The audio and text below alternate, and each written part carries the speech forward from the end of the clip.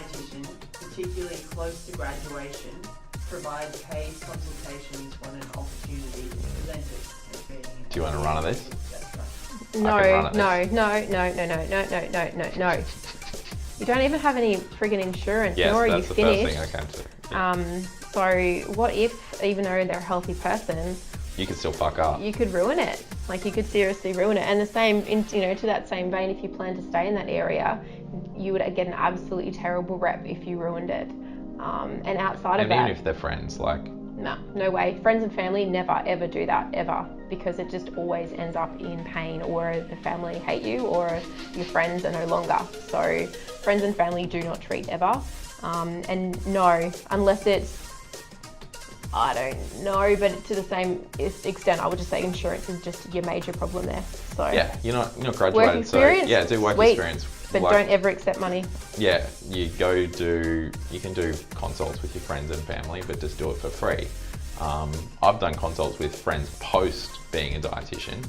As long as you set the guidelines around it, it could be okay. Family's another issue. I wouldn't do that. I'd rather give them to someone else because they're not going to listen to you. But yeah, like, no.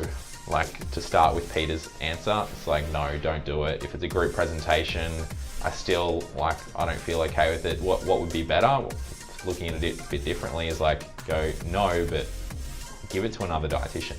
Hit up a dietitian that you respect in that area and go, hey, I've got this opportunity for a presentation. Would you be interested in doing it?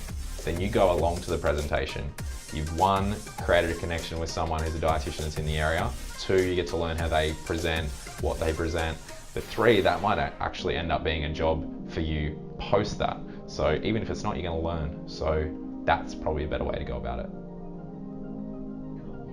All right.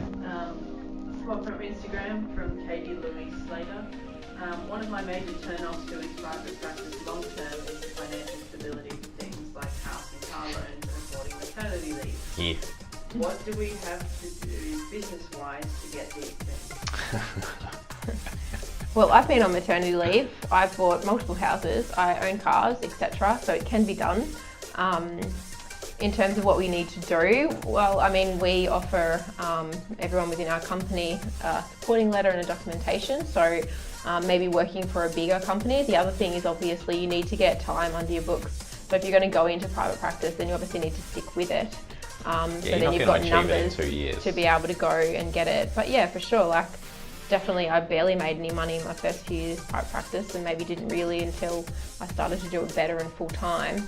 So I think if you're going to do it, then you've got to commit to it, and then you've got to have a good 12 months worth of income that you can then go and say, look, hey, give me a crack. It's often 24 months, but if you get the right loan manager, you should be able to get through. But really, like, what do you have to do business-wise is, like, do more, be better, get better results, do more marketing, invest in the long term rather than the short term. Everyone, I don't know if you've started your own business, Katie, or not. Is it Katie? She's not graduated yet. Not graduated yet? Yeah, so people are turned off by private practice already. Mint.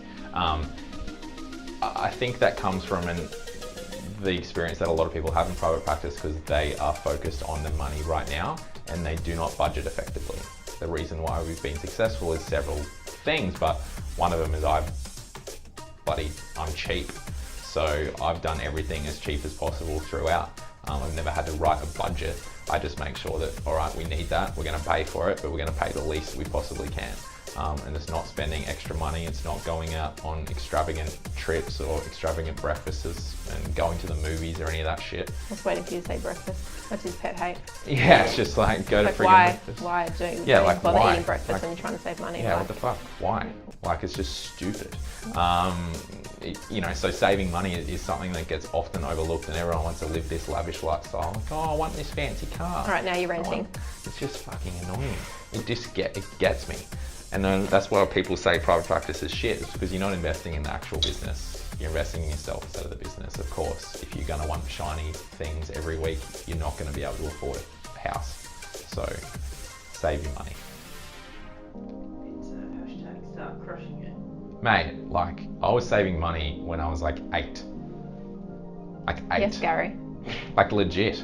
I was like, I had a savings account and I was like, no, I want to buy a car one day. Then one day switch over, no, I want to buy a house. And just like, my first car was $1,200, second one was $5,000 when I was like 23.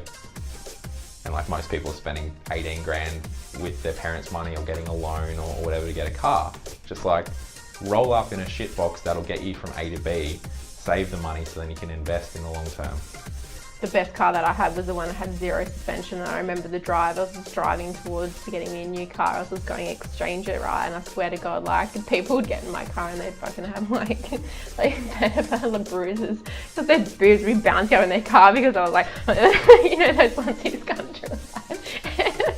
All of my dietitian friends I thought it was hilarious. I was bouncing home and then I turned around and got my car and I drove back. I was like, ooh, I don't need to wear a sports bra anymore when I'm driving in my car. Oh my God. It was like those days where you didn't actually have enough money to afford a car with suspension. But yeah, there's definitely money to be made in private practice if you do it well and you do it right and you actually invest.